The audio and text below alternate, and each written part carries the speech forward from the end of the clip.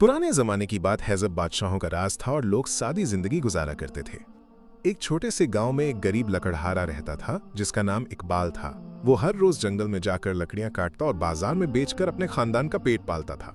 इकबाल की बीवी जैनब और घर में 2 छोटे बच्चे थे। घर में खाने के लिए कुछ खास नहीं था, लेकिन इकबाल फिर भी कभी शिकायत नहीं करता था। वो हमेशा कहता था कि अल्लाह ताला जो भी देता है उसी में बरकत होती है। जैनब भी सब्र से काम लेती थी। एक दिन इकबाल जंगल में लकड़ियां काटने गया। उसने देखा कि आसमान में बादल छाए हुए हैं। वो जल्दी जल्दी लकड़ियां काटने लगा ताकि बारिश आने से पहले घर पहुंच सके। लेकिन अचानक तेज बारिश शुरू हो गई। वो एक दरख्त के नीचे छुप गया, लेकिन बारिश इतनी तेज थी कि उसकी कटी हुई लकड़ियां बारिश में भीग गईं। एक बार तो वो परेशान हो गया कि ये गीली लकड़ियां अब कौन खरीदेगा, लेकिन फिर उसने अपने आप से कहा कि इसमें भी कोई हिकमत होगी, इसलिए सब्र करना चाहिए। बारिश रुकने के बाद इकबाल अपनी लकड़ियां उठाकर बाजार की तरफ चल पड़ा। रास्ते में वो ख्यालों में डूबा हुआ था और फिक्रमंद था कि आज शायद लकड़ियां नहीं बिकेंगी।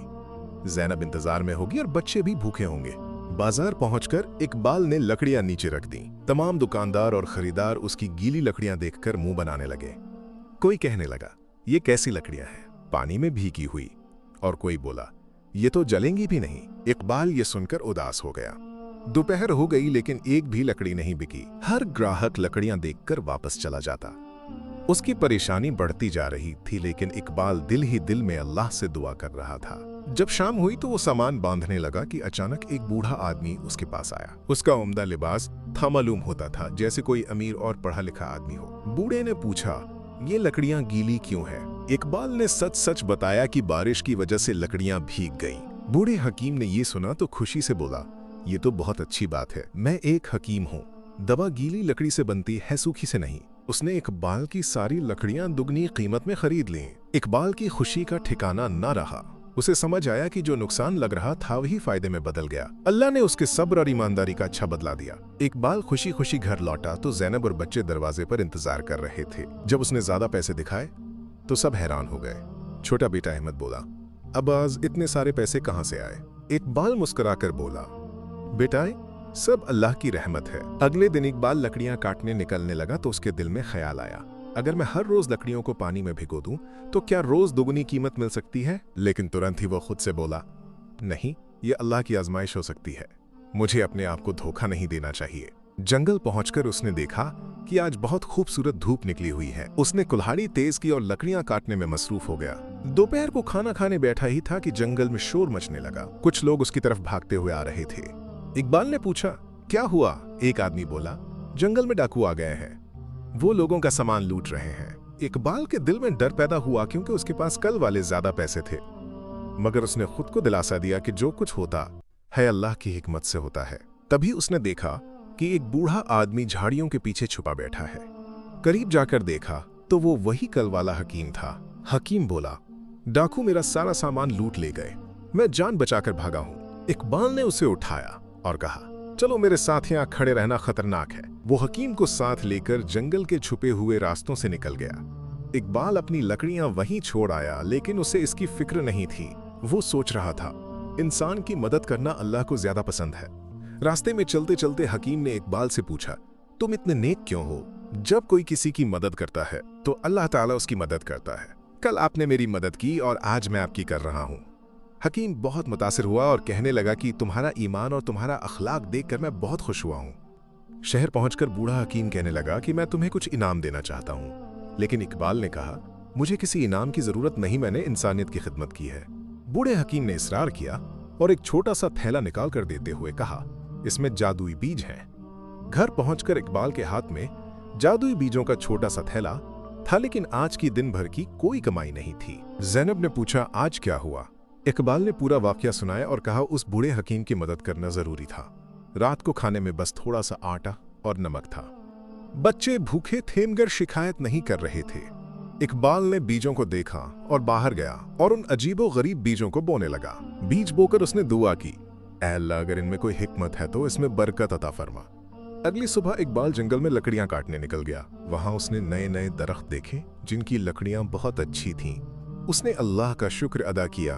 दोपहर को लौटकर जब इकबाल ने बीजों वाली जगह देखी, वो दंग रह गया। वहां छोटे छोटे पौधे निकल आए थे, जबकि आमतौर पर बीजों को उगने में 2-3 दिन लगते हैं। जैनब भी देखकर हैरान रह गई। इकबाल लकड़ियां बेचने बाजार गया। लकड़ी बहुत अच्छी थी, इसलिए अच्छी कीमत मिली। घर लौटकर उसने देखा कि पौधों में अजीब से फल लग गए हैं। एक फल तोड़कर देखा, अंदर मोती जैसा चमकदार हीरा। अगले दिन वो इन्हें लेकर शहर के बड़े जौहरी के पास गया। जौहरी फल देखते ही बोला, ये तो कीमती हीरे हैं, तुम्हें कहां से मिले? इकबाल ने सच बता दिया कि ये उसके घर में लगे पेड़ों से मिले हैं। जौहरी ने सारे हीरे खरीद लिए और ढेर सारी दौलत दे दी। इकबाल को खुशी भी थी और डर भी कि कहीं ये दौलत उसे घमंड में ना डाल दे। घर आकर उसने ज़ैनब और बच्चों को सब बताया और कहा, ये सब अल्लाह का दिया हुआ है। दौलत इंसान को मुतकब्बिर बना देती है, इसलिए हमें एहतियात करनी चाहिए। अगले दिन गांव में खबर फैल गई कि इकबाल लकड़हारा अचानक अमीर हो गया। लोग तरह तरह की बातें करने लगे। जमींदार मंसूर भी आ गया और शक भरी नजरों से बोला, इकबाल, इतना पैसा कहां से आया? जरूर कोई गलत काम किया है। इकबाल ने कहा, यह सब अल्लाह का फजल है।